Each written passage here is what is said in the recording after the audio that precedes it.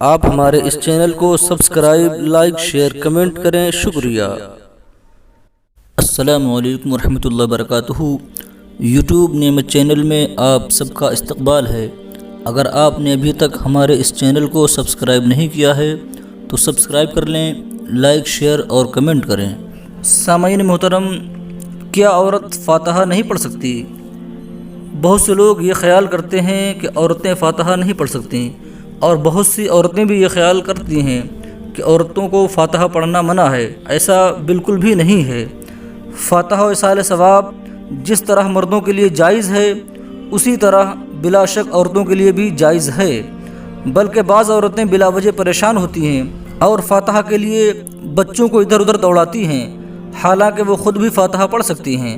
کم از کم الحمد شریف اور قل هو اللہ شریف اکثر عورتوں کو یاد ہوتی ہے، اس کو پڑھ کر خدا تعالیٰ سے دعا کریں۔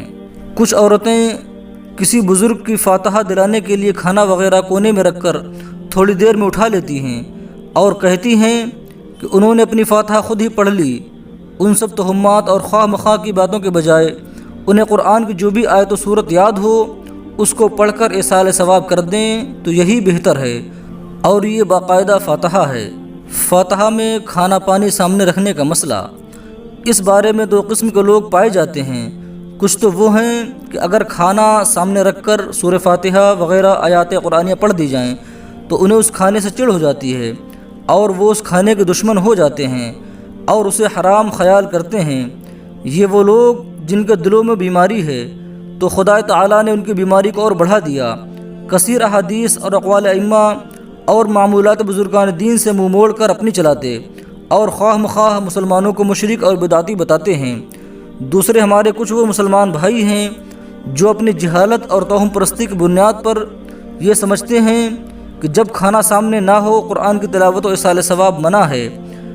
بعض جگہ دیکھا گیا ہے کہ میلاد شریف پڑھنے کے بعد انتظار کرتے ہیں کہ مٹھائی آئے تب تلاوت شروع کریں، یہاں تک کہ مٹھائی آنے میں اگر تاخیر ہو تو گلاس میں پانی لا کر رکھا جاتا ہے تاکہ ان کے لیے ان کے جاہلانہ خیال میں فاتحہ پڑھنا جائز ہو جائے۔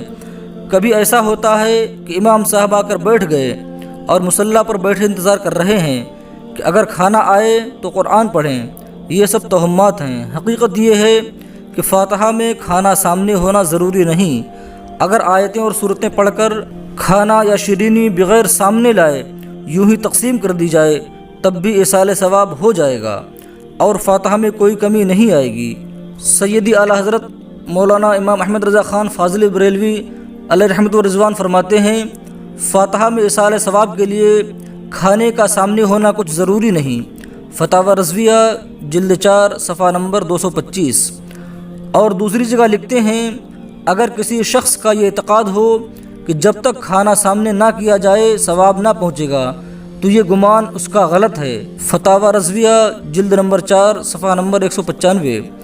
خلاصہ یہ کہ کھانے پینے کی اشیاء سامنے رکھ کر فاتحہ پڑھنے میں کوئی حرج نہیں، بلکہ احادیث سے اس کی اصل ثابت ہے، اور فاتحہ میں کھانا سامنے رکھنے کو ضروری خیال کرنا کہ اس کے بغیر فاتحہ نہیں ہوگی، یہ بھی اسلام میں زیادتی، وہم پرستی اور خیال خام ہے جس کو مٹانا مسلمانوں پر ضروری ہے۔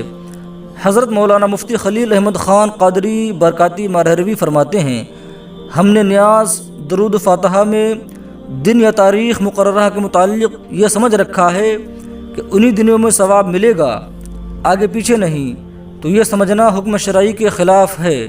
یوں ہی فاتحہ و ایصال ثواب کے لیے کھانے کا سامنے ہونا کچھ ضروری نہیں، یا حضرت فاطمہ خاتون جنت کی نیاز کا کھانا پردے میں رکھنا اور مردوں کو نہ کھانے دینا، یہ عورتوں کی جہالتیں ہیں، بے ثبوت اور گڑھی ہوئی باتیں ہیں۔